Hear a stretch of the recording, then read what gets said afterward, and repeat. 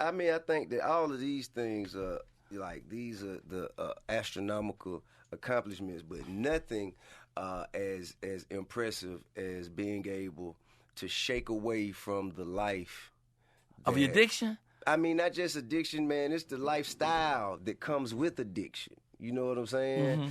I feel that so many brothers and sisters are fighting with tearing themselves away from that lifestyle, who have enormous amounts of talent, enormous amounts of ability, but just, you know what I'm saying, can't necessarily turn away from the lifestyle that comes with addiction.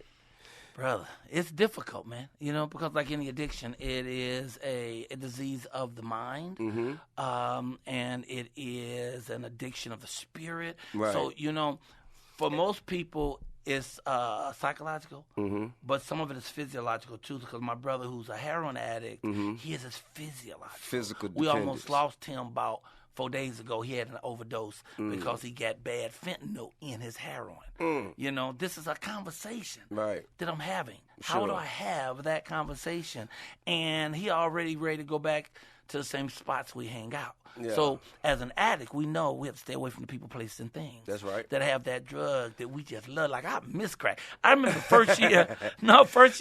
So you miss crack. Yeah, I miss crack. Every now and then, you'll still have an urge for it because, I mean, that first year, I missed it like the bad girlfriend. You don't want to fuck real good, but the bitch crazy. That's right. So you want to get the fuck out as soon as y'all get out of here. Don't call me no more, bitch. So like the dick only thing calm them down. Oh yeah, no, it's you know, it's such an amazing psychological place that it takes you, but you have to train yourself that there are greater things. Absolutely. Like for me, the gifts of sobriety way outweigh the gifts of getting high. You know, I lost more friends, more opportunities than I could name because I thought they're getting high. And when you high, you don't think people know. You don't think nobody know you high but you. Right. So you show up at auditions sweating like R. Kelly in the playground. Don't get mad. I know all you artists are friends. Man, I'm the exact opposite. Every time I'm high, I assume everybody can see it.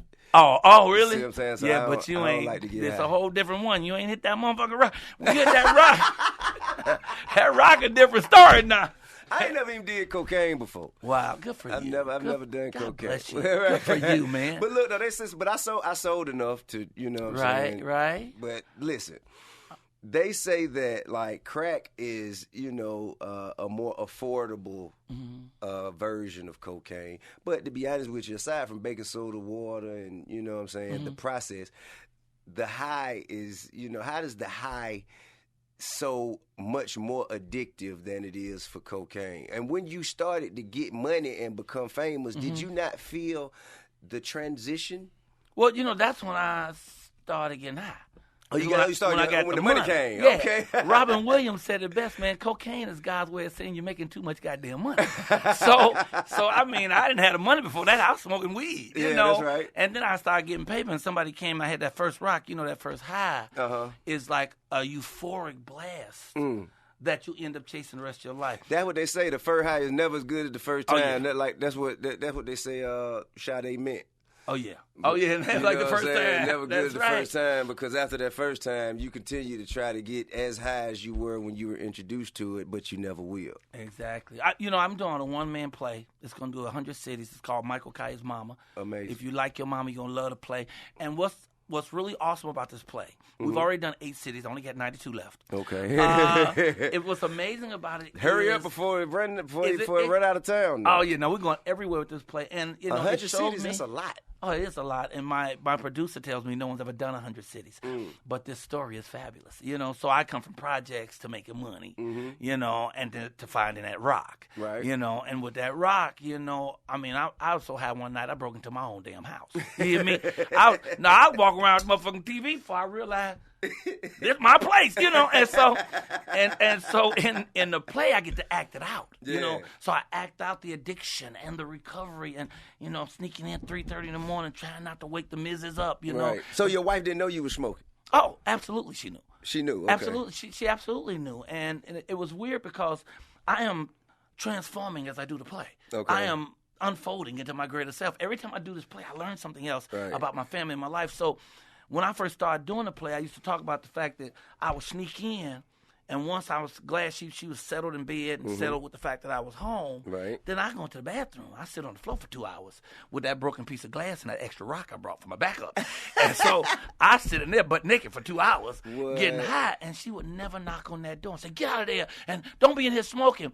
And, you know, I don't know if she was asleep or if she was pretending to be asleep, but I sort of held it against her that she didn't knock on that door and say, motherfucker, don't be doing that here, and, you know, get yourself together.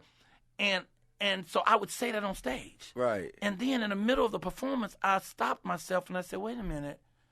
I should have never put her in that position. That's real. She shouldn't have to have sit there or laid there pretending to be asleep if she was pretending. Because I don't know if she was. I don't want to say she was. Right. You know, and I don't want to be throwing her under my fucking bus. Did you ever have any discussions about your addiction? Like, she never approached you and said, you know, we need to make some changes? Or? Well, I mean, of course, she would always say you need to stop. I mean, she was Right. trying to tell me to stop, but I wasn't trying to hear it. You know what I'm saying? So I can't blame her at all. And it wasn't her place to stop me. That's real. It wasn't her job to do that, and I shouldn't have put her in that position. That's real. But the realization of it didn't hit me until I was in the middle of the performance. And I was on the floor on the stage, taking my blast and talking about it when I went, shit, I'm sitting here waiting for her to save me. Right. But it wasn't her place to save me. That's real. Wasn't nobody going to save me. If I was going to be saved, I had to save my damn self. Absolutely. And that realization didn't really hit me till I was in the middle of this play. Right. You know, so I'm learning all the time, and it's healing people nationally. Like when I did it in Chicago at the DuSable Museum of African American History, the politicians there gave me $5,000 to buy tickets for other addicts so that they could come to the play and be inspired. That's dope. Because the story is, I did all that shit, but a lot of times we think that success is linear path. It never is. There's ups and downs, hills and valleys, there's zigs and zags. I'm going to tell you something, man. You This know? is just from my experience, man. When I think back to my humble beginnings as a drug dealer and the network of people that I've met, you know what I'm saying, up until today, the drug addicts have definitely outlived the drug dealers. They always outlive the drug. The addict always outlives the dealer. The drug addicts always outlive the drug dealers. That's clear. You know what I'm saying? It's people who still smoke it to this day. And I'm like, damn, bro, you still alive? No, I go to Venice Beach. You better not stop. No, that might be what's keeping you I go to around. Venice and see brothers who was out there when I was doing comedy was getting high. Right. And they still tweaking and walking fast right now. Right. And I'm like, they have so much shit in them, nothing can kill them. You know, they like Supermen, man.